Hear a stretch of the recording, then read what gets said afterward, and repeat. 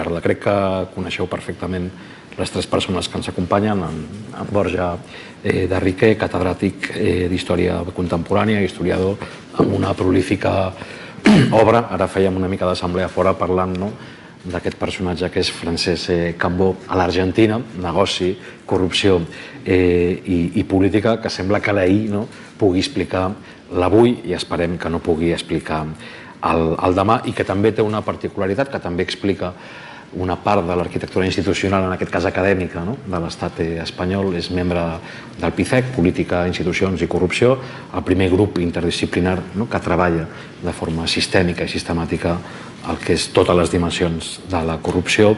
Al seu costat, el Santiago Tarín, que tots coneixeu, periodista, professor també de periodisme, que podeu llegir molt habitualment les seves cròniques acurades i de dilatada trajectòria a La Vanguardia, autor també de diversos llibres, i que recentment també, parlant del demà, que serà la invitació que li farem, perquè ell serà el tercer en intervenir ja quan acabava l'estiu, això que coneixem com a estiu, que a vegades també es difumina, doncs ens anunciava en un article a les pàgines de La Vanguardia la corrupció que ve i tota l'agenda que també marcarà el dia a dia d'aquest curs, des dels EREs d'Andalusia fins a la segona part del 3%, fins ara ja sabem aquesta dilatació de la causa dels Pujol a l'Audiència Nacional, fins al cas Púnica, que afecta presidentes de la Comunitat de Madrid, i finalment també pel segle viscut, a la Gemma Garcia, també periodista com el Santiago,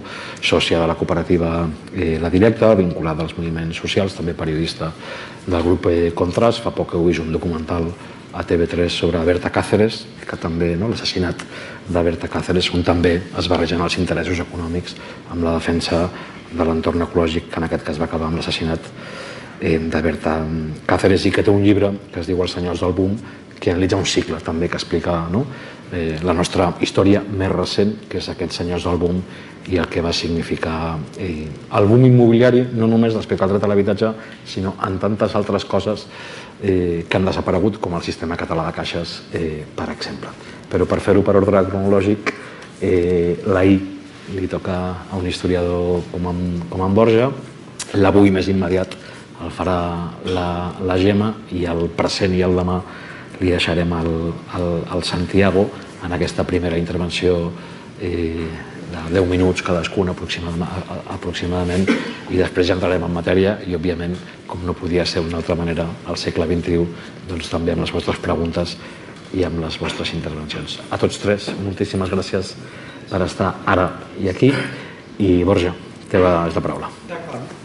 Bona tarda a tothom. Jo he preparat una intervenció que serà una certa reflexió sobre l'evolució històrica i política del concepte de corrupció des del segle XVIII fins ara, perquè crec que són elements que poden servir molt per entendre la situació actual. Sense anar-nos molt lluny, al segle XVIII, la corrupció que existia s'identificava com un vici que produïa decadència política. Es considerava que les causes de la corrupció era la pèrdua de valors per part de les elits, dirigents, funcionaris, que corrompien el sistema i entraven en decadència. Hi havia un abús per part dels que ocupaven càrrecs. Molts d'aquests càrrecs eren càrrecs comprats i fins i tot heredats, i per tant acabaven convertir-se en un patrimoni privat d'un càrrec públic, la qual cosa produïa aquesta facilitat de la corrupció, que era identificada pels crítics com un retard social, com un signe de degeneració. Per tant, la corrupció era resultat d'autoritarisme, impunitat i arbitrarietat. Per tant, es deia, si canvia el sistema, si anem a un sistema liberal, es crea un règim sense privilegiats polítics, això anirà desapareixent, perquè la consciència ciutadana acabarà amb els abusos i els denunciarà i farà que les lleis els persegueixin. Per tant, la corrupció de l'antic règim era un signe de retard amb el liberalisme, amb el progrés, es podria netejar la societat de pràctiques corruptes. I en el liberalisme polític, evidentment, ens trobem amb la primera gran contradicció. Liberalisme, però al mateix temps capitalisme. Van junts, són dos braços d'una mateixa societat. La nova societat liberal representativa és també la societat del nou capitalisme i de les noves relacions econòmiques. Llavors, valors públics nous, de responsabilitat dels governants, de representativitat, d'un teòric control de la gestió i d'imperi de la llei, es proclamen en les constitucions liberals i fins i tot es difon un discurs de la nova moral pública que ha d'acabar amb la corrupció. La realitat és que les noves administracions liberals primer creixen poc i amb dificultats, no tots els funcionaris nous entren a partir del que podien dir sistemes clars, sinó que inicialment és la nova elit política la que tria els nous funcionaris i per tant tot aquest sistema d'oposicions o concursos ja és de molt entrat al segle XX. Fins a gran part del XIX els funcionaris entren a dit, descaradament, o amb unes oposicions clarament amanyades. Per tant, és un funcionariat cooptat pels dirigents i responen políticament amb ells, que els poden cessar en qualsevol moment. I per tant comença a produir-se una cosa significativa que és un sistema polític que no deixa de ser feble, un grup d'interessos econòmics cada cop més fort que acaben pactant. En el cas espanyol és claríssim. L'estat liberal espanyol del segle XIX és un estat molt precari, amb pocs recursos perquè no vol fer reformes fiscals, etc., però molt precari, i necessita d'estar vinculat amb els nous grups d'interessos econòmics perquè necessita el seu suport.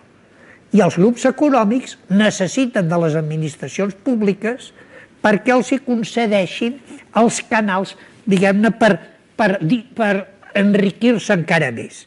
I, per tant, aquí comença aquesta identificació i aquest pacte.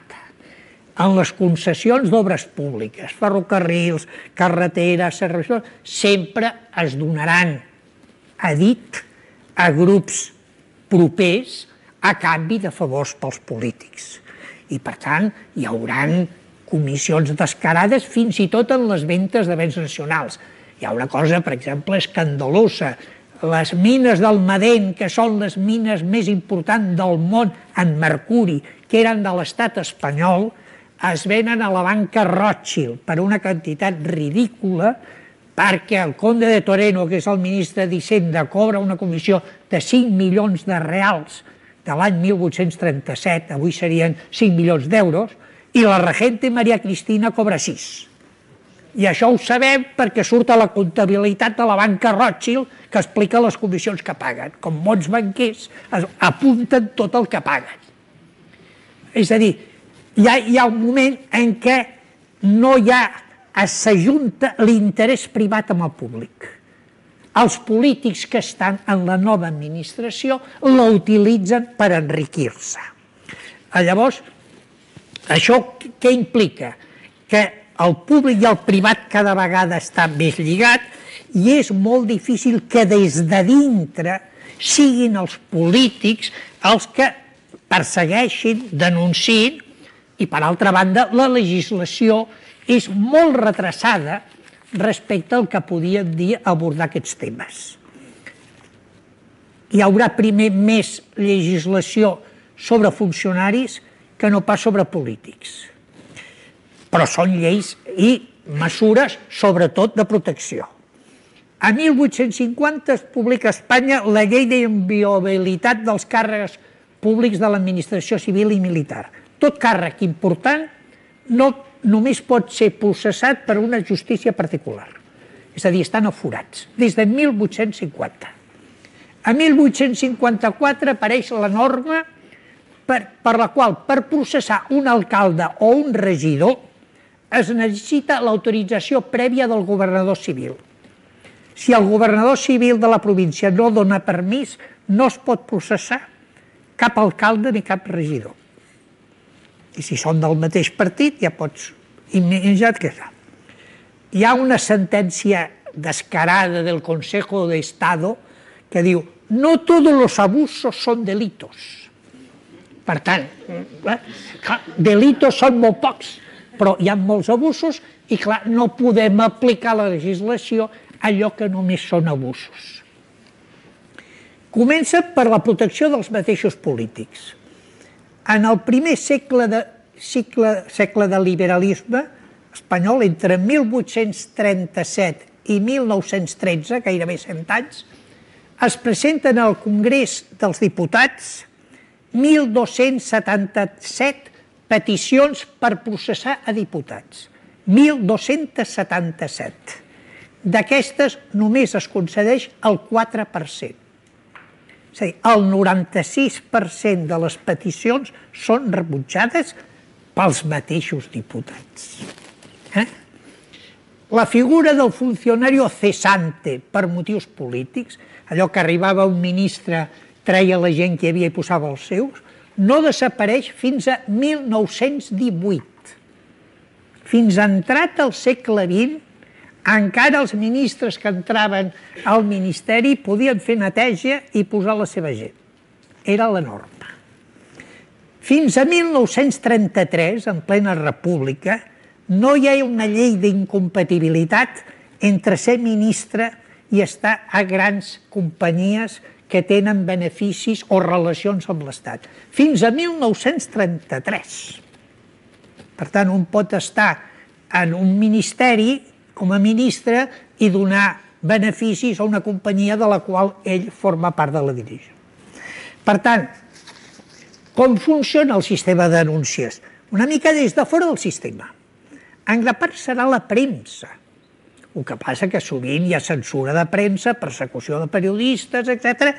La premsa denuncia, fa un escàndol i a partir d'això crea opinió pública i a partir d'aquí els polítics es veuen obligats a intervenir. A vegades són els enfrontaments polítics els que afavoreixen això. És a dir, un partit persegueix els corruptes de l'altre aprofitant-se que hi ha unes denúncies, però ho fa més per motius de rivalitat política que per ganes de fer neteja. I en aquell moment apareix un debat que jo crec que encara està present. La qüestió de la corrupció és més política o és judicial? És a dir, és resultat de com funciona el sistema polític de partits, els governs, les normes, i per tant, o hi ha un canvi polític on no traiem la corrupció, o simplement és un problema de fer les lleis que calguin i aplicar-les. I si es fan aquestes lleis, si s'avança i s'aplica, la corrupció pot desaparèixer. Aquest debat ja comença en el segle XIX i continua sent un debat actual. Per què? Perquè la corrupció afecta el que podien dir la legitimitat del sistema. Queda tocat, moralment tocat. I per tant, pot haver una depuració interna, és a dir, els mateixos polítics que han afavorit la corrupció tindran els nassos de fer la neteja que cal i crear els instruments, o cal un revulsiu que vagi molt més enllà del mateix joc. Fins i tot en el segle XIX comença un primer debat perillós, que és que la corrupció és fruit del liberalisme. És el liberalisme polític el que ha favorit la corrupció i, per tant, cal, allò que es deia en el segle XIX, un cirujano de hierro, és a dir, un poder polític fort, autoritari, que faci neteja. La neteja només es pot fer des de posicions d'autoritat. I autoritat vol dir autoritarisme, fins i tot. Ja ha entrat al segle XX, l'extrema dreta, de la qual sortirà el feixisme i el nazisme, farà el discurs de dir és que la corrupció és fruit de la democràcia liberal. Si acabem amb la democràcia liberal, acabarem amb el que ha provocat aquesta melange entre interessos polítics i econòmics. Per tant, ha d'haver formes autoritàries que facin neteja. El resultat és que les dictadures són més corruptes que la democràcia, perquè en les dictadures hi ha una absoluta impunitat, no hi ha un poder legislatiu independent, no hi ha opinió pública i, per tant, evidentment, la impunitat dels dirigents de les dictadures, de totes, és molt superior a la dels dirigents a la democràcia. Hi ha un parell de temes més que apunto i ja deixo perquè parlo molt. Hi ha un debat que ja comença en el segle XX i jo crec que avui s'està presentant també. La corrupció és un obstacle pel capitalisme, en el sentit de que, com la corrupció afavoreix a uns, va contra la lliure competència, contra el mercat lliure, és a dir, protegeix a uns respecte als altres i, per tant, entra en conflicte amb una economia oberta. O al contrari, la corrupció és fruit o conseqüència del capitalisme, d'aquest capitalisme que tenim ara i, per tant, que està segrestant o desnaturalitzant la democràcia. Aquests temes ja apareixen a principis del segle XX a França i altres llocs on hi ha debats polítics. I és evident que són temes que continuen sent, diguem-ne, molt actuals. I d'aquí tot el tema de l'anàlisi de sistema polític i corrupció, és a dir, si hi ha una corrupció sectorial o és sistèmica, el tema de globalització i corrupció ja és un tema complicadíssim i molt real. En aquest moment ja els analistes estan parlant d'una cosa que al segle XIX ja es deia el XX també, que és l'assalt a l'Estat per part dels lobbies econòmics. És a dir, els lobbies econòmics estan capturant l'Estat. I acabo amb una dada que dona Josep Fontana en el seu penúltim llibre, La crisi com a triomf del capitalisme. A principi, fa 10 anys o així, és una dada nord-americana. Les 30 empreses nord-americanes més importants dels Estats Units, principis ja del segle XXI, van reconèixer davant del Congrés parlamentari, del Congrés dels Estats Units, en una comissió, que ells gastaven més diners en atendre les demandes de funcionaris federals i de congressistes que en pagar impostos. És a dir, les 30 empreses més importants dels Estats Units gasten més diners en funcionaris i polítics que en impostos. Això ja em sembla que ja és una dada bastant significativa del que en quina situació ens trobem. Moltíssimes gràcies. Borja, hi tornarem, jo crec que tots els temes que has tret. Quan fem el debat després compartit i les reflexions, però jo crec que les últimes dues reflexions que feies pràcticament deixen en safata la propera intervenció, que és de la Gemma, quan es parla de quin capitalisme, no? I s'ha parlat molt del capitalisme dels amiguets, de la captura de l'Estat, aquest concepte tan anglosaxó, i molt de les relacions, hi ha molts, des de... Jo escoltava l'altre dia l'Anton Costas, que parlava d'un capitalisme zombi, que també... Però, en fi, i respecte a la nostra pròpia història, que coses... Tu parlaves dels 1.227 peticions que hi havia hagut a les cambres en el seu moment. Les dades n'hi ha poques, de corrupció és una qüestió de vegades que sistematitzar en l'actualitat, quina ha sigut la dimensió real. Les darreres dades del Consell General de Poder Judicial, que amb la llei de transparència en vigor, a Suècia la van fer el 1760, aquí l'hem fet l'any 2014, doncs parlava de 1.368 processats entre el juny del 2015 i el setembre del 2016, amb apenas 14 mesos. Però dic que ho deixava sense safata perquè aquest model de creixement econòmic que hem tingut, aquest debat que hi ha permanent entre quin és el nivell de relació entre el model econòmic i el model polític, doncs ens porta cap a la Gemma i cap a els senyors del boom, aquella decisió política que va ser la liberalització del sòl l'any 96 i que va acabar de forma... Bueno, no ha acabat encara, crec que la Gemma ens ho explicarà, sinó que sembla que no m'ha pres gaire i que tornem a una segona onada de bombolla immobiliària. Però malgrat aquella bombolla, com el llibre analitza molt bé, no només es va endur per endavant el dret a l'habitatge, sinó moltes altres coses. Bé, moltes gràcies per convidar-me. Sí, de fet, jo ho porto ho aterro o vaig a parlar d'un episodi concret, d'un període concret, però sí que és veritat que realment aquest període no surt com un bolet, sinó que ve d'un passat i ve d'un marc normatiu i legal, i també és interessant amb el que comentaves, Borja, perquè realment és un període en què les empreses del sector urbanístic realment capturen especialment l'administració local, però no només, i tenen una influència molt directa també en la regulació, en les requalificacions de terreny, vull dir que també hi ha aquesta pugna entre aquest poder polític i aquest poder econòmic. Doncs, com bé deia el David, jo volia fer una exposició molt breu d'una de les principals formes de corrupció, que és la corrupció urbanística o immobiliària, i per explicar una mica per què, potser tenir dos elements al cap que a mi em venien, i és una dada especialment d'aquesta, del Sindicat de Tècnics d'Hisenda, que ha estat fent un treball molt interessant pel que fa a corrupció, evasió, a frau fiscal, i que donava ja una dada interessant a principis del 2000, que deia que la construcció i la venda d'habitatges era el principal vector de frau fiscal i laboral a l'estat espanyol, ja aleshores.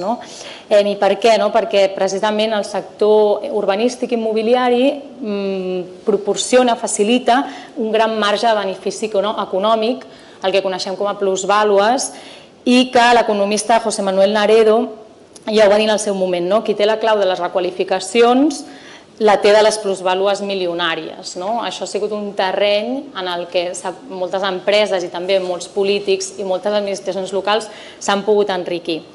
I també, bàsicament, perquè en un moment donat, en aquest període que coneixem com a boom immobiliari, que va més o menys des del 97 fins al 2007, doncs realment tenim una economia bàsicament centrada i molt basada en aquest sector immobiliari i urbanístic, en detriment d'altres sectors no industrials. Per tant, és una economia molt basada en aquest sector. I és el que coneixem, potser ara ja ho coneixem com a monocultiu turístico-immobiliari, en aquell moment també anava lligat a aquest model de promoció urbanística i immobiliària amb aquest sector turístic que ara, òbviament, és evident.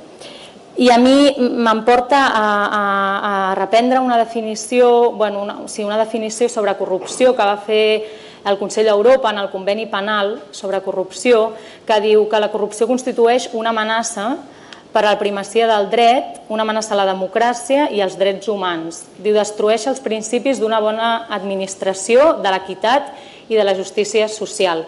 I jo crec que precisament la corrupció que es dona en aquest període de boom immobiliari ens ajuda molt a entendre aquesta definició d'aquestes conseqüències tan devastadores, tan fondes i que van causar tants estralls, un període del qual i d'aquesta corrupció encara en tenim un munt de víctimes i també en queda un munt d'impunitat, perquè hi ha moltes causes derivades d'aquest període que encara estan obertes. I volia assenyalar una dada perquè ens fem una idea del que va significar aquest període de boom immobiliari, que és d'un estudi d'aproximació a una geografia de la corrupció urbanística a Espanya, i que entre el 2000 i el 2010 es van detectar 43 casos de corrupció urbanística a Catalunya i 94, per exemple, al País Valencià. I el conjunt dels països catalans significava un 25% dels casos de corrupció del conjunt de l'Estat. Vull dir que realment és un sector del qual deriven un munt de causes de corrupció.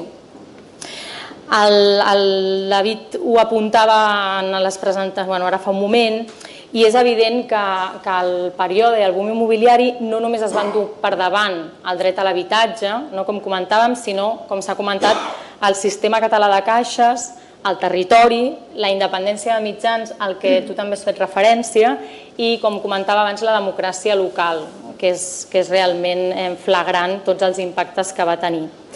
Òbviament, pel que fa al dret a l'habitatge, i reprenent aquesta definició d'Europa que té a veure amb aquest tema dels drets humans i de garantir aquests drets de la ciutadania, doncs tenim aquest període que és quan es construeixen, s'arriben a construir a l'Estat més habitatges que a l'Estat francès i Alemanya junts, vull dir, hi ha una construcció molt intensiva i es dona la paradoxa que acabarà derivant en un moment històric en el que menys gent té accés a un habitatge digne. Aquesta sobreproducció d'habitatges que alhora coarta absolutament l'accés a l'habitatge per moltíssima gent, i ja coneixeu les dades que són esfereïdores, que entre 2008 i 2018 644.000 desnonaments a l'Estat, que actualment ja estem en un altre cicle i la majoria d'aquests desnonaments ja són per lloguer, ja no són per aquelles execucions hipotecàries que venen d'aquest període de bombolla.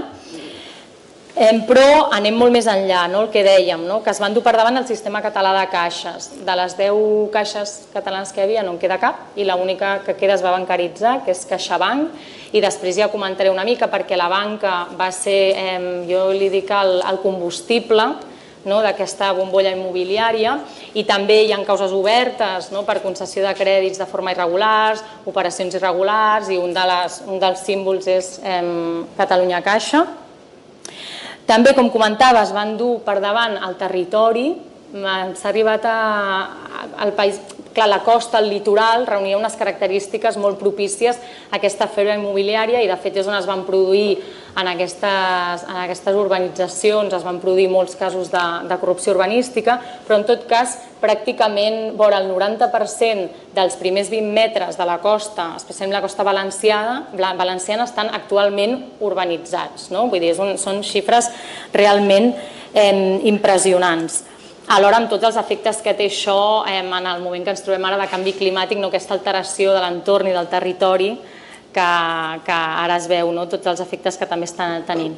Els mitjans de comunicació, perquè crec que també en la lluita contra la corrupció els mitjans de comunicació són clau, i precisament en el període de bombolla immobiliària es produeix una dependència gegantina respecte a la publicitat i als patrocinis de tot aquest sector immobiliari, i per tant, de fet, hi ha una anècdota que és que Xavier Vinader, el periodista Xavier Vinader, explicava com a les redaccions d'Economia hi havia hagut algun periodista de la secció d'Economia que rebia tants regals, tantes paneres durant el Nadal d'empresaris del sector immobiliari que havia hagut de llogar un local per guardar aquelles paneres que no li cabien al despatx.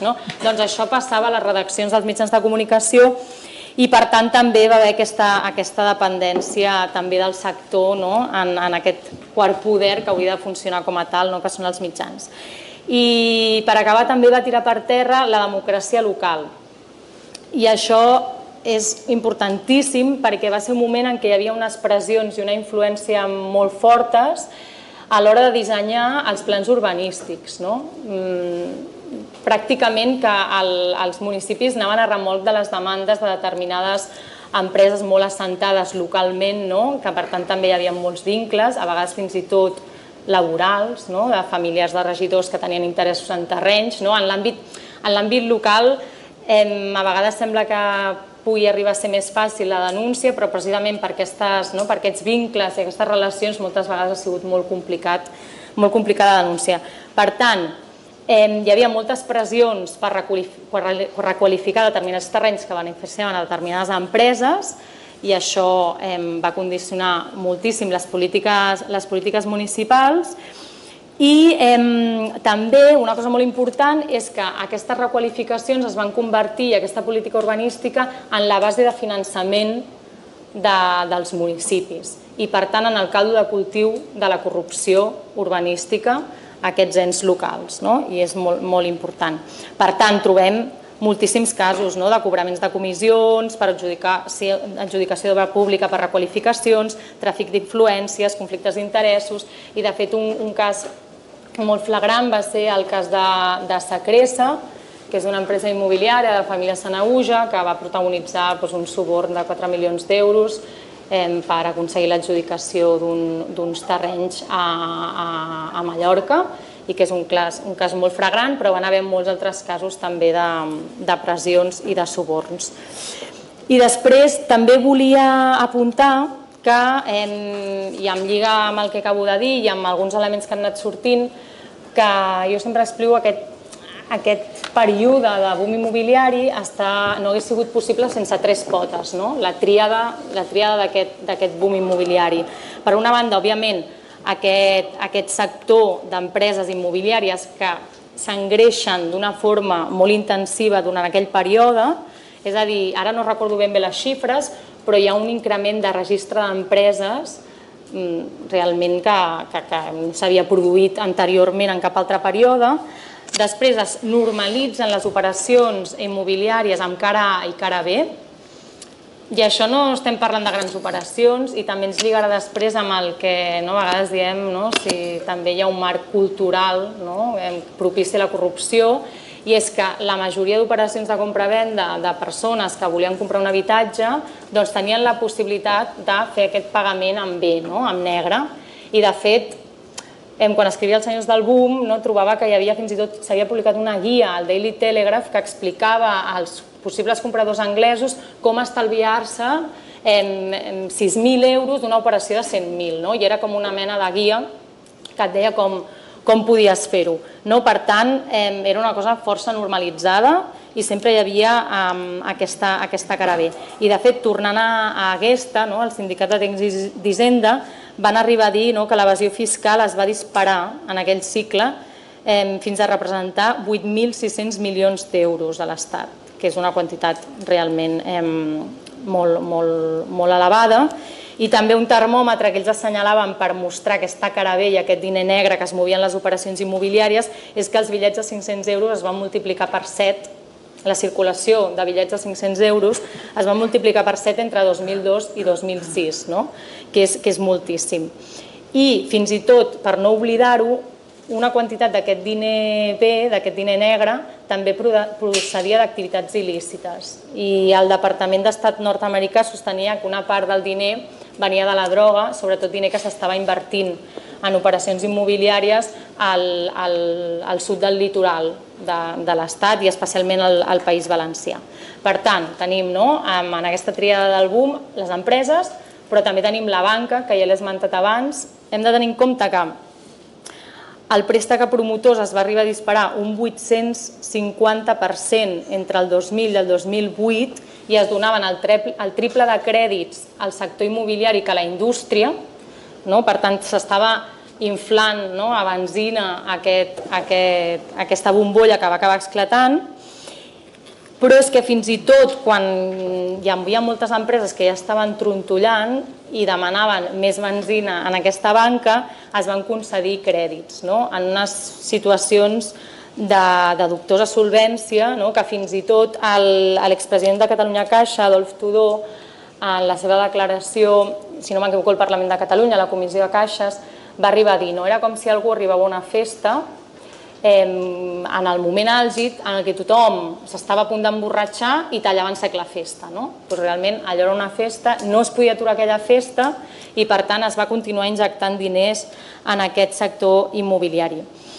I per tant també ens trobem amb concessions regulars de crèdit que van haver, hem de dir que en moments bastant tímides advertències dels reguladors, de banca també, que van ser bastant tímides i després també s'han denunciat, que haurien d'haver sigut molt més contundents, però no només això, sinó que després, quan aquestes empreses del sector immobiliari comencen a fer fallida, se'ls concedeix la dació en pagament. Quan no es concedia la dació en pagament a aquestes persones que ja començaven a patir els efectes d'aquesta bombolla, sí que es concedien a aquestes empreses i per tant la banca va començar a acumular molts actius immobiliaris d'aquestes empreses que no quedaven del tot reflectides en els seus comptes i que després han portat a les conseqüències a les que hem arribat, com amb el rescat bancari, que ha tingut uns costos per tots i totes nosaltres. Per tant, tenim... Ara m'he perdut, perdoneu-me. Em queda un minut?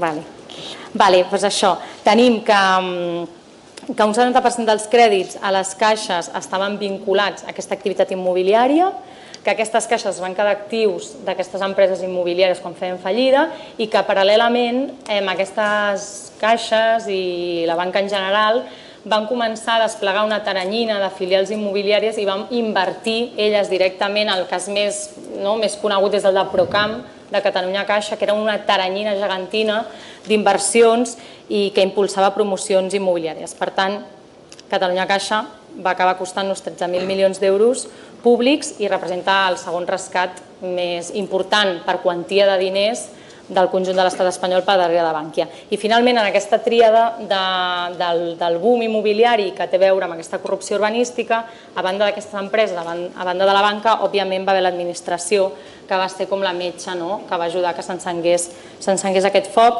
perquè òbviament hi ha hagut un marc legal estatal, que és aquesta doctrina que comentaves del tot urbanitzable, que cada territori es va aplicar amb uns matisos, però que va contribuir a inflar aquest sector. Òbviament també venim d'un foment de la propietat privada, amb incentius fiscals, i d'una mica, diguéssim, la difusió de la idea de l'habitatge com un bé d'inversió. I això també ha generat que hi hagués un interès econòmic en aquest sector. I per tant l'administració tampoc va exercir les seves funcions ni va desplegar els seus òrgans reguladors com s'haurien d'haver desplegat, bàsicament perquè també, com comentava abans, van haver molts interessos, tant de vincles amb empreses de familiars de regidors que treballen als ajuntaments, d'interessos en terrenys concrets. Vull dir que aquí hi ha realment una dificultat per desplegar potser també algunes lleis que ja existeixen per controlar tot això, desplegar-les i fer-les efectives. M'han quedat moltes coses en el tinter, però crec que després ja continuaran sortint. Hi ha segon round. Perfecte. Tenim ocasió. Moltes gràcies, Gemma. Història, cultura, deia abans l'Òscar citant la Susan, i política. I ara entrem al present més vigent. Jo crec que com vam fer també, comentàvem amb tot l'equip, com li posàvem de títol, i vam posar el cràter de la corrupció a l'estat espanyol i a Catalunya. És una frase molt de l'Enric Juliano, el cràter que ha deixat la corrupció en la percepció del que érem i no érem, del que estem sent o del que podem ser encara. I amb les dades també a la mà d'aquesta advertència que ens feia el Santiago fa molt poques setmanes amb la corrupció que viene, i amb algunes dades a la mà. Tampoc hi ha dades oficials, l'estudi més aproximat parla de 40.000 milions el cost de la corrupció a l'estat espanyol, és un estudi ja una mica llunyà, és del 2013, de la Universitat de les Canàries, però la veritat és que és molt rigorós en la seva aproximació. Més recentment, el grup parlamentari dels Verds ha situat aquest cost a l'estat espanyol en 90.000 milions d'euros, més de 3.000 investigats. Això sí que ho sabem, però sí que és l'agenda que tenim ara pel davant, és el torn de història i cultura, sens dubte, sempre replicant en la política. Benvingut, Santiago, i moltes gràcies per estar aquí. Moltes gràcies per convidar-me. Jo intentaré ser molt sintètic, perquè crec que el millor després és el diàleg. Aviam, la qüestió principal que jo crec que hem d'acceptar, ja com un fet, no d'ara, sinó des de ja fa un temps, és que la corrupció és un dels factors que marca la vida política a Espanya. Era una cosa que més o menys no es volia dir públicament, però crec que està clar que això ha estat així des de ja fa un bon grapat d'anys. Tenim un exemple clar i molt proper. És l'emblemàtic de l'exemple de com la corrupció marca una agenda política. Mariano Rajoy, president del govern, aconsegueix amb minoria parlamentària aprovar uns pressupostos que se li presentaven molt difícils i amb una negociació a diferents bandes aconsegueix que s'aprovin els pressupostos després que amb el seu primer govern en majoria absoluta afronta pràcticament la intervenció per part d'Europa per la crisi econòmica espanyola i la crisi catalana. I aconsegueix aprovar uns pressupostos i aquell dia els tertulians, els diaris, tots els mitjans de comunicació dèiem que hi havia garantits 2 anys per davant de govern. El dia següent surt la sentència de la Gürtel, es provoca una moció de censura i el senyor Mariano Rajoy la perd i deixa el govern perquè pugi el senyor Pedro Sánchez. Per tant, jo crec que la corrupció avui en dia ja és un dels factors essencials que influeixen en la política. Per saber el que vindrà, perquè encara falta molt per venir, jo crec que hi ha que fer una reflexió sobre el que ja hem viscut, perquè hi ha un fil conductor a través de tots aquests anys.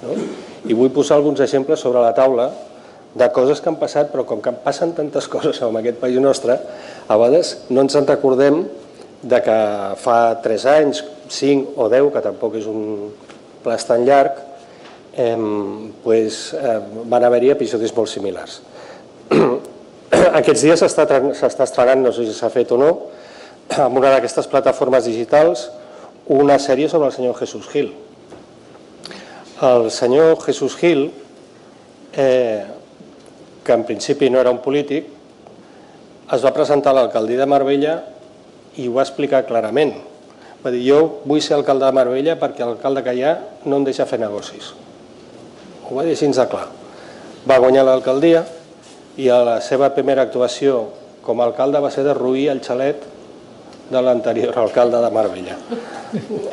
Això està a totes les hemeroteques, vull dir, el que dic no m'ho invento, és tot públic i notori. La incidència de la corrupció ha sigut molt vasta i amb molts angles diferents, perquè ara parlàvem aquí fora abans d'entrar, hi ha hagut una altra sèrie molt d'èxit, basada en un llibre extraordinari que jo recomano, que es diu Fariña, on explica la implicació del narcotràfic a la corrupció política a Galícia, que no és ninguna tonteria. Si no hi hagués hagut l'operació Nécora, que després va ser criticada i van posar a baixar d'un burro la policia, el fiscal Zaragoza i el jutge Garzón, possiblement avui Galícia no seria el que és. Estaríem parlant d'una altra cosa possiblement més semblant a Galícia, perquè la cosa ja anava molt en sèrio, estaven començant ja inclús a la violència.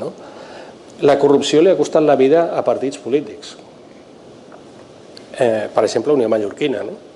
Unió Mallorquina era un partit que manava molt a les Illes Balears i que s'ha vingut avall no perquè s'hagi equivocat amb una moció d'investidura o si apoya un president, no, es va venir avall per la corrupció. No sé si encara la seva personalitat, que era la Munira, no sé si encara està a presó o no, no me'n recordo en aquest moment, va quedar absolutament trinxada. I a Catalunya, Convergència Democràtica s'ha vist tan assajada pels casos de corrupció que va arribar a canviar de nom. I això no és una cosa que jo digui aquí perquè sí, perquè amb el judici del Palau de la Música, el Javier Melero, que era l'advocat de Convergència Democràtica, ho va reconèixer amb el seu informe final, que la incidència de la corrupció amb la vida de Convergència Democràtica l'havia absolutament trinxat. Bé, què és el que ens espera pels propers mesos? No és ningú secret, perquè tot està a no ser que hi hagi alguna cosa que no coneixem, perquè sorpreses segur que tindrem, no pot mai acabar de baixar la guàrdia. Home, doncs tenim molt clarament el cas del 3%, que s'està instruint, que han aparegut unes gravacions aportades per un dels empresaris on una persona que va arribar a ser conseller de la Generalitat fa unes manifestacions que deixen bastant mal cos, la implicació de tota una administració amb com es cobrava aquest percentatge, que no seria propi d'una democràcia moderna, sinó d'un país d'un altre tipus, com tampoc és propi d'un país modern, que la família d'un president hagi fet la fortuna que ha fet a l'ombra del poder. Això és realment una cosa que jo crec que és absolutament escandalós. Això pel que ens afectaria a Catalunya, però això no es limitarà aquí. Els grans partits estatals està pendent d'una sentència sobre el PNB que crec que encara no ha sortit, d'un cas que va tenir, es va jutjar fa poc a l'Audiència de Vitòria. Estem pendents de la sentència dels ERES, que serà la sentència principal, perquè estic parlant d'unes macrocauses a partir d'ara que ja no estem parlant d'un judici, podem estar parlant de 10, 12 o no sé quants judicis perquè continuen obrint peces a vegades. Clar, la sentència dels EREs no és un problema només del senyor Griñán i Chaves, que són dos expresidents de la Junta d'Andalusia, és un problema d'una crisi sistèmica de com s'ha governat Andalusia, subvencionant a la gent a través de donar-los uns complements perquè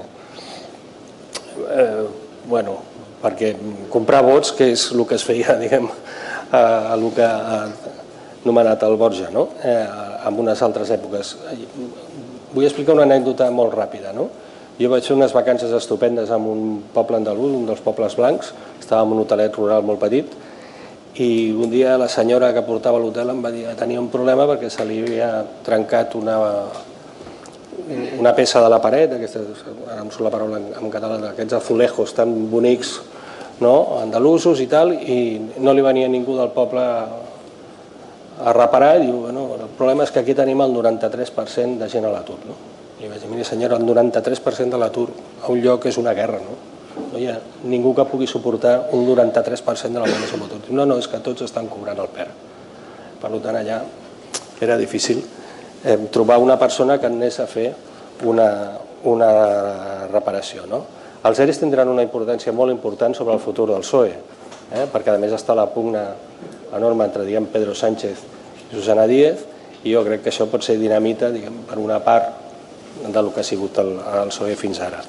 I després tenim tot el munt de causes derivades de les investigacions sobre el PP, estem parlant de la Gürtel, que queden peces, hem vist que queda una peça encara del Bárcenas bastant transcendent, queda tota la Lezo i la Púnica que afecten ja més a l'administració autonòmica amb els mandats del PP. Pot afectar tant que veiem com el nou líder del PP, Casado, intenta que no hi hagi ninguna persona amb els seus llistes electorals o als alts llocs del partit que pugui estar esquitxada per les taques de corrupció. Però clar, la que és avui en dia presidenta de la Comunitat de Madrid, Díaz Ayuso, ja es comença a parlar dels seus problemes amb la Púnica, d'un crèdit que va donar la família, que no sé si es va tornar molt bé, en fi. És a dir, que potser després d'unes llarguíssimes negociacions perquè a la Comunitat de Madrid poguessin tenir un president, ens trobem que d'aquí un mes i mig aquest president té que dimitir perquè està imputat en un cas de corrupció, cosa que no és gens descartable veient com van encaminades les coses. La corrupció ha marcat tant l'agenda que una quarta part dels presidents autònoms que hi ha hagut a Espanya han tingut problemes de corrupció. Des que es van instaurar les autonomies l'any 1980 fins a l'any 2017. Els últims ja no he fet el compte perquè ja se m'anava, fins les últimes eleccions autonòmiques. Alguns han estat condemnats, alguns estan investigats, alguns han passat per presó, i és veritat que una minoria, se'ls va acusar d'una manera injusta i van dimitir i va ser al final de la seva carrera política. La incidència de la corrupció amb la política espanyola avui en dia és, jo crec que, molt grossa i és un factor que sempre s'ha d'estar vigilant. Quan jo vaig començar a fer periodisme als anys 80, a les seccions de successos i tribunals anava l'últim que arribava, perquè era com una cosa una mica més marginal, de lladres i serenos, i una cosa una mica els diaris serios, que deien, això dels successos, quina cosa més marginal i tal. Avui en dia no hi ha ningú mitjà de comunicació que vulgui ser algú que no hagi de tenir un bon redactor de tribunals, perquè la política passa pels tribunals avui en dia, això és tan greu com això. Jo, ara, ja per acabar, voldria deixar 2 o 3 temes a sobre la taula. El primer del que heu parlat, que jo crec que no s'ha acabat de valorar tant del tot, es comença a valorar, que és la incidència econòmica que té la corrupció amb la vida d'un país. És absolutament desmesurada. Vull dir, heu citat alguns estudis, jo n'he buscat molts perquè llegeixo de tant en tant i he intentat fer algun article. Clar, jo entenc que és una economia informal i és difícil fer un bon estudi del que costa això, però les quantitats que gent sèria parla realment fan fredar, no? Estem parlant d'entre un 3%, que és una xifra màgica, i un 5% del producte interior brut, que és una cosa tremenda per un país. El qual ens portaria, vist el que ha passat a Espanya i vist el que ha passat a Europa, a plantejar-nos si nosaltres hem viscut una crisi econòmica o hem viscut un saqueig. Perquè si els fons que s'han perdut per la corrupció sempre n'hi haurà, però si hagués estat amb unes xifres, no vull dir normals, però una mica més acurades, haguéssim tingut els problemes per subvencionar els nostres serveis públics. Si això hagués passat, efectivament, avui en dia no queden caixes d'estalvis. No ho ha imposat un sistema econòmic, ho ha imposat la corrupció. La llista de directius de caixes d'estalvis que ha passat pels tribunals, no tindríem temps amb aquesta taula rodona de donar-la. I vull posar a aquest respecte una cosa sobre la taula de la qual jo crec que no es parla. Quan ja parlem d'aquests volums econòmics que surten de l'economia formal per anar-se'n a una economia oculta, és molt difícil que amb aquesta roda no entri el crim organitzat. És molt difícil. I amb això tindríem que començar a ser conscients que quan ja estem parlant de blanquejar aquesta quantitat de diners, de que algú ha de posar diners, milions per determinades empreses o per determinades activitats econòmiques, això no ho pot fer qualsevol. Això acaba entrant al crim organitzat a la societat. I estem en un moment, jo crec que amb això és molt perillós. Molt perillós. I crec que no acabem de ser conscients que, per exemple, amb el tema del tràfic de drogues pràcticament no es parla, i per les coses que jo sento i de les quals em comenten algunes de les persones que estan implicades, en aquest moment està bastant desbocat. Vull dir que el moment és complicat entre la crisi política, l'econòmica i les necessitats de molta gent que necessiten diners.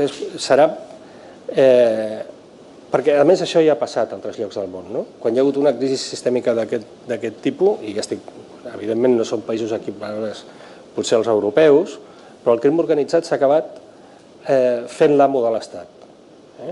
Llavors ja és molt difícil fer-lo fora. I una altra de les coses que jo vull ja deixar sobre la taula, ja callo, per poder xerrar tots, és que, clar, quan parlem de la corrupció i tal, la gent s'esvera molt, no? Bueno, com és possible això, no? Però, clar, la corrupció només creix si hi ha molta complicitat social. I aquest és un factor que no podem oblidar. Si s'ha viscut el que s'ha viscut a Espanya i a Catalunya, no és perquè sí, és perquè hi ha hagut molta complicitat social. No dic que la gent del carrer sigui partícip d'això, però, per exemple, el 3% ni és una xifra ni és un nom a l'atzar, és un sistema amb el que molta gent va entrar perquè es va beneficiar i van deixar fora els que no podien accedir amb ell. En realitat, perdoneu-me el terme col·loquial, això es va quasi convertir en una timba. I encara que moltes coses es publicaven i moltes coses es deien, perquè es pot criticar molt, però mira que s'han escrit coses i es publiquen coses, la reacció no ha estat la mateixa o per almenys l'esperada, sobretot pel món, com el Borja ha afegit alguns presents, pel món polític. En el moment d'una crisi de corrupció, la solució del govern va ser que durin 6 mesos les investigacions. No va ser, no, posarem 30.000 persones a investigar la corrupció per veure si tanquem l'aixeta aquesta. No, va ser que durin 6 mesos, amb els mateixos efectius, amb la mateixa gent investigant. És a dir, que la resposta ha estat molt minsa. Potser és per aquell refran, jo no vull ser amb això mal pensat ni los bomberos no se pisan la manguera, no? I si no comencem a ser conscients culturalment del mal que fa la corrupció, i perdona que se m'havia anat un últim tema, ha estat molt poc castigada electoralment, això ho hem vist repetidament.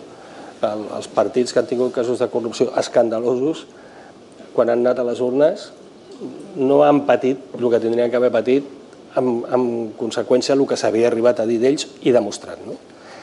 I jo acabo dient que jo crec que hem de ser conscients que la corrupció és un càncer molt greu per a un país desenvolupat i per a una democràcia. Que si no es posa fre i si no es posen els mitjans, potser lamentarem d'aquí un temps els nostres fills o els nostres nets que no s'hagi fet el que era dient en aquell moment. Gràcies. Interessantíssim tot el que ha dit, perquè ara a mi no em toca parlar, però només amb el que han dit els tres, però especialment al final el Santi, quan parlava de tolerància, per exemple, jo al llibre de la Gemma vaig llegir un cerimonial, anem a dir-ho així, en l'època de l'expansió immobiliària, a les bodes al País Valencià, que es deia Visca els nuvis, i la resposta era i visca el PAI. El PAI era el pla de reurbanització, de requalificació, però s'havia incorporat tant perquè tothom també estava... El cicle immobiliari no és només una minoria especialment concreta. I l'altra també, apuntant quan deia la qüestió de les dades al Santi, hi ha un estudi, el Jordi Muñoz el va fer politòleg a la Universitat de Barcelona, on parla precisament això del poc càstig, de l'àmplia tolerància en període d'eleccions, i on la mitjana de càstig, si et toca en període electoral, és un 15%. Només hi havia un cas que deia que trencava aquesta norma pràcticament establerta, que és el cas Mercuri a Sabadell, on efectivament hi ha una pèrdua d'un 50% del suport del que havia sigut l'alcalde Fort, dir-te en termes negatius, és a dir, l'alcalde de l'ordenament. I respecte a si és un saqueig o no, o ha sigut una pèrdua brutal de recursos, jo crec que com a mínim amb les dades oficials tenim pel cap baix que hi ha 50.000 milions del rescat bancari i segons la Comissió Nacional del Mercat i de la Competència el sobrecost de l'obra pública són 48 milions d'euros, que també s'apropa molt a un 3, 4, 5% del PIB. I després també jo crec que, quan venia caminant, passava per davant de l'antiga seu de Convergència, està en runes, no sé si és una metàfora o no, però està vandalitzada per dins, el seu secretari general, exsecretari general, està condemnat en el cas de la ITV, el seu president honorífic està en una causa a l'Audiència Nacional relativa a la deixa andorrana i els seus 3 extresorers, un està condemnat en ferm pendent del que digui el Suprem finalment i 2 més estan imputats en un cas que deia que jo crec que és important i que assenyalava, que és aquest cas Petrum 1, Petrum 2, Petrum 3, Petrum 4, i ho vull dir perquè també ho vull situar i agrair a una persona que va obrir aquell cas, que és una persona que molt poca gent coneix, que és la Montse Gasull, regidora d'Esquerra de Torredembarra, que es va quedar molt sola en aquella denúncia, amb propis i aliens, tot s'ha de dir, que va morir, ens va deixar fa uns anys fruit d'una llarga malaltia, però que es va atrevir a dir aquí està en el Sumarroca, la trobareu a l'exposició en homenatge als alertadors, que a vegades s'han quedat marginats, expulsats d'aquells. Però bueno, és el torn. Era obvi que ens menjaríem el temps que parlava de la corrupció en aquest país, la passada, la present, i esperem que no la futura no seria fàcil, però igual sí que recuperem el torn de paraules que havíem fet abans, i segurament amb el Borja, amb les qüestions que deixaves, de quins són aquests patrons de conducta, perquè estan tan instal·lats, perquè a vegades, ara escoltant abans, hi ha uns patrons de conducta que sempre són iguals. Portes giratòries, hem parlat molt de corruptes, però qui són els corruptors? Quina és la relació? I jo crec que us faria la pregunta als dos. Hi havia una frase brutal del Rafael Azcona que deia: finalmente en España la política se resume en 2 frases. Usted no sabe quién soy yo. I què hi de lo mío. I que a partir d'aquí això ho deia fa 30 anys el Rafa, però no sé quan poc ha canviat o quan ha mutat. perquè has parlat també dels quedat a les portes de la dictadura, que va ser estructuralment corrupta, això ho sabem. Abans parlàvem del Muñoz Ramonet, podíem parlar dels Carceller, podíem parlar d'aquell BOE del 1959, on ja surten els Pujol, el Florenci, o ja surt el Carceller de cerveses d'AM. Sí, és evident que, a part del tema aquest de que la transició no es va fer una depuració del que havia estat la corrupció del franquisme. I, per tant, es van heredar inèrcies i formes de comportament, això no solament a administracions locals, sinó a ministeris i altres llocs, i grups d'interessos acostumats a treballar-se a les administracions van continuar actuant gairebé de la mateixa manera. En alguns llocs els hi van parar els peus, en altres no. Però jo crec que ara un dels problemes més greus, per una banda, no solament és els polítics, sinó que una bona part del món econòmic ha entrat en el joc i en la tolerància de la corrupció. Jo que ho conegui, no hi ha cap informe seriós sobre la corrupció fet per la COE o el Foment del Treball Nacional. Seriós. No els hi des. Que jo conegui cap banc... Bueno, la COE sí, perquè tenen l'expresident allà a la presó. Bueno, sí, està a la presó, però calladet. Cap banc ha fet un anàlisi seriós de la corrupció. És a dir, són agents que intervenen en les formes de corrupció, però com si la cosa no anés per ells. Són casos concrets i personals. Ells no estan implicats. Però hi ha una altra cosa bastant significativa. Sobretot els partits grans, el PSOE i el PP, com tothom sap, estan endeutats amb els grans bancs. Aquests bancs no els hi reclamen el deute mai. A canvi de què? A canvi de què el Santander o la Caixa no demana als partits que els hi tornin els diners que els hi deuen i els hi prorroguen els deutes. S'eternitzen. Evidentment, aquí hi ha unes complicitats. Com és que certes coses no poden sortir realment a la premsa?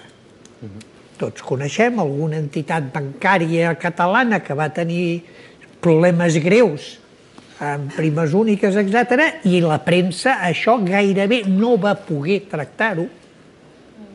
O les pressions de dirigents de Telefònica o d'Endesa respecte a certs temes que no poden sortir a la premsa.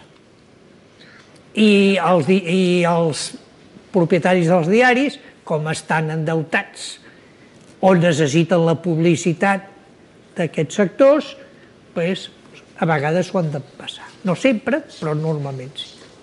És a dir, tot això està creant unes complicitats enormes.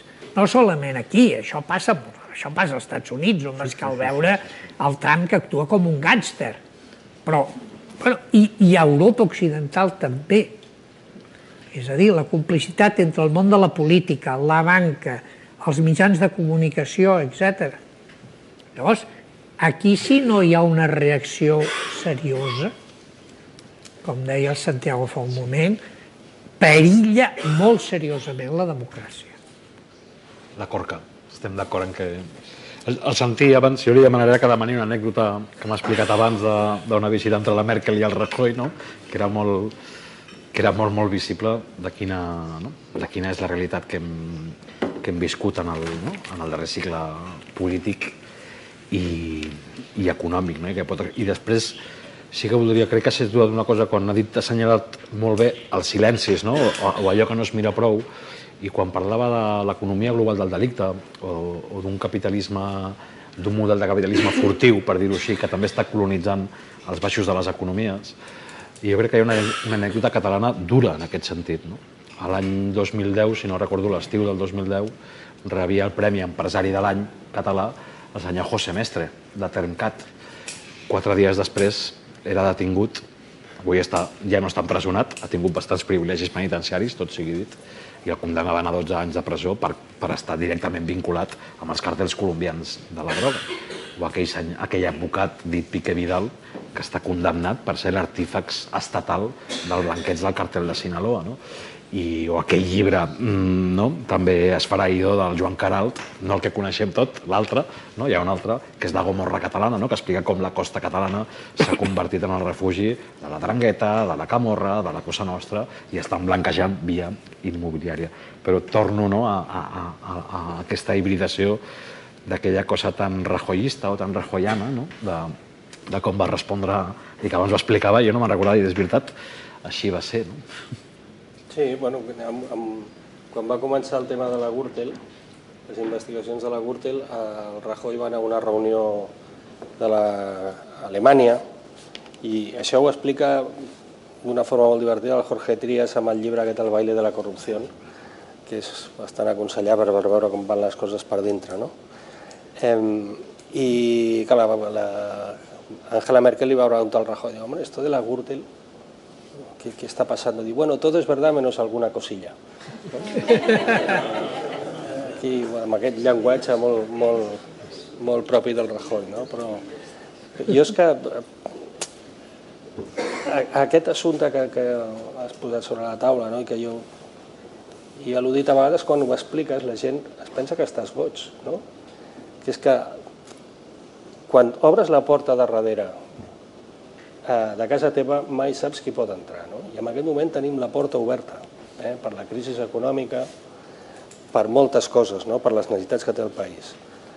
I qui es pensi que el crim organitzat no ho aprofitarà és que no viu en aquest món, perquè de fet això ja està passant d'alguna manera. Ja està passant. Tu has citat un exemple que és molt emblemàtic. El senyor Mestre va ser condemnat a 9 anys de presó, crec, si no recordo malament, i en un any estava al carrer i ningú va protestar, es va publicar als diaris, no va passar res. No conec cap cas igual. Però és que l'altre dia va sortir l'últim informe que ha fet l'UDEF sobre el tema dels Pujol, què cony és l'UDEF, parlant de frases cèlebres, i l'inspector que ha fet aquest informe, que jo no sé quin valor judicial tindrà, però és una peça històrica, perquè el tio aquest s'ha documentat, això ja que reconèixer-li. I explica que el senyor Mestre, estant a presó, es va fer amb un telèfon i amb un portàtil. I amb aquest portàtil i amb aquest telèfon, una de les persones amb les que es va comunicar és amb el Jordi Pujol Ferrusola. Vull dir que aquesta cosa que pot semblar com de pel·lícula de Hollywood, o de periodista boig, o d'historiador boig o tal, no és així. És real. És real perquè pensem, perquè ningú s'ho planteja, quanta droga està entrant pel port de Barcelona? Ningú s'ocupa d'això, ningú li preocupa. I l'operació de la DEA, jo del Mestre, jo he llegit els atestats i són realment de la policia i són realment molt preocupants. I has parlat de la Dragueta no sé què, però per la part alta, jo treballo a La Vanguardia, estem a Francesc Macià. La població russa s'ha duplicat en aquell barri. Hi ha tants russos que els interessi el Mediterrani, no? Ah, sí? Perdó, Això no et s'entén. Igual te'l puges una mica... Veix històric, sí. És de fàbrica. No és culpa meva. Ara se sent una mica millor? Ara se sent una mica millor, potser? Perdó, Bé, hi ha hagut alguns informes policials i judicials sobre la penetració dels russos, no? Va haver un cas que va quedar amb no res de com s'estaven subhastant visats a Barcelona perquè s'establís gent. Clotilde, també. En el cas Clotilde, un senyor que va venir com xurrero, que era un rus que va acabar de magnate de la Costa Brava, en molt pocs anys. Bé, A la Costa Brava hi ha finques amb gent que ningú els ha vist, que venen d'Uzbekistan, de repúbliques exsoviètiques, que ningú sap molt bé a què ho vaig. Bé, jo crec que estem en un moment una mica delicat, una mica delicat. I potser que el món oficial, perquè això s'està publicant, comença a fer una mica de cas. Ben apuntat queda.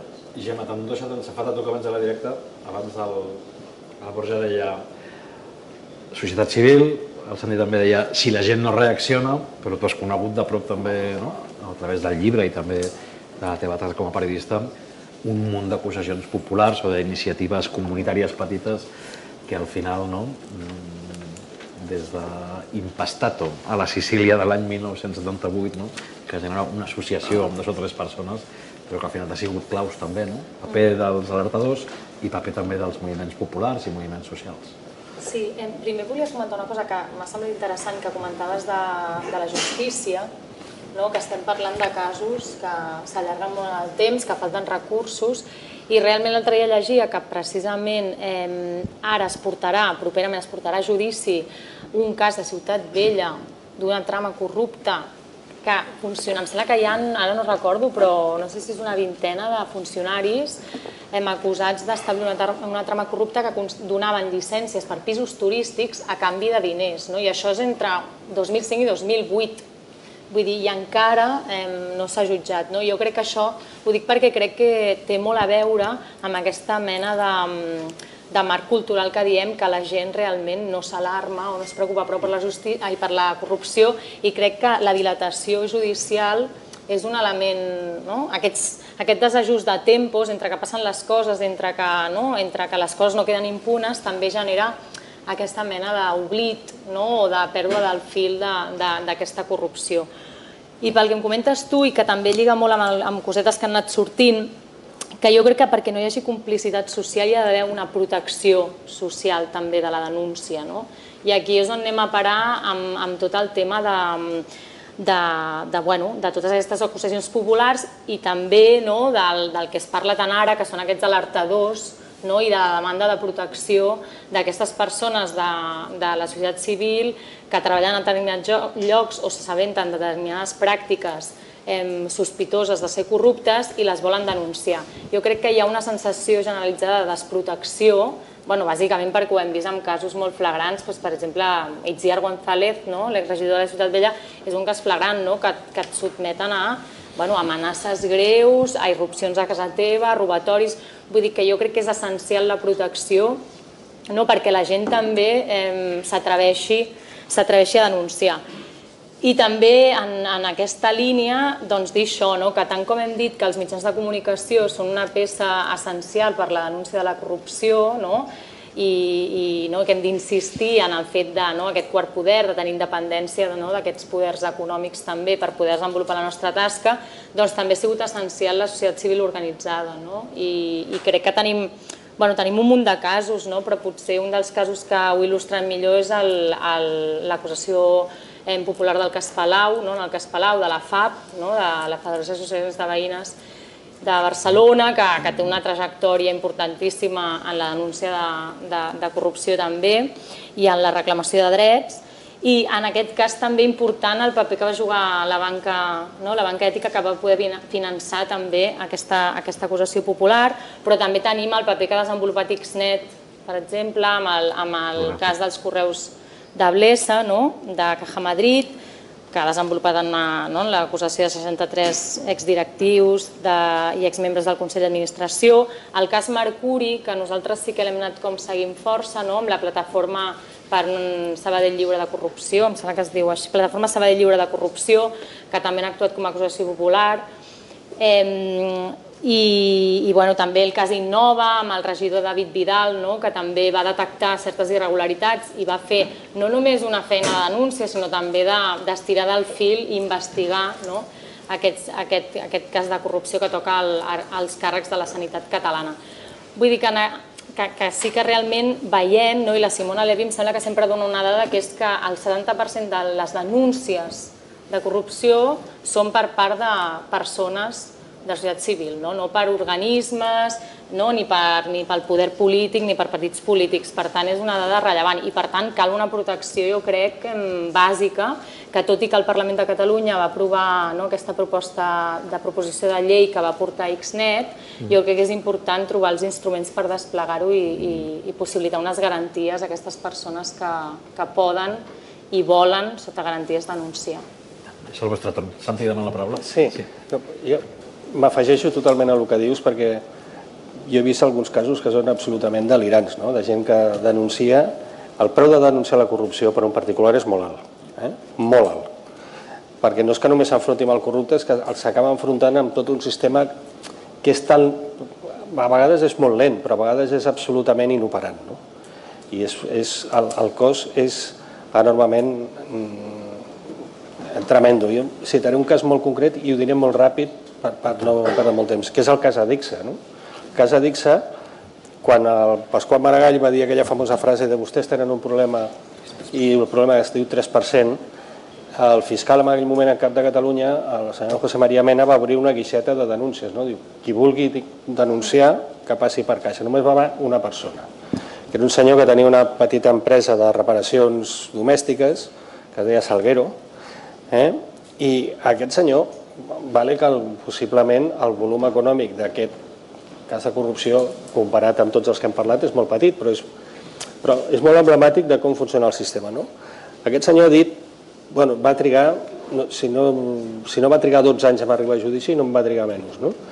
I aquest senyor sempre ha dit el mateix des del primer moment, algunes coses bastant esgarrifoses de com se li van canviar les factures per aplicar-li un 20% més, no un 3%, no, un 20% més, que és una quantitat que ja clama bastant al cel. Aquest senyor ja no viu a Catalunya, viu a Sevilla, perquè ningú li donava feina. Una vegada denunciés la corrupció no et pots quedar. I això és una cosa espantosa. I jo afegiria aquesta protecció que necessiten els denunciants, una altra protecció que jo crec que és molt necessària, que és de les persones que han de vigilar aquesta corrupció. Em refereixo a auditors, secretaris municipals, gent que ha de tenir una seguretat absoluta de que es pot oposar a una cacicada d'un alcalde, d'un conseller, del que sigui, sense que perilli el seu lloc de treball. És que m'aniria de memòria a coses que han sortit. A l'exposició trobareu uns quants casos d'alertadors i alertadores on per una banda hi ha la valentia de fer-ho i el coratge, i l'altra el preu altíssim que han pagat. Funcionàries també municipals acomiadades. Ara recordo la Maite del cas Pretòria.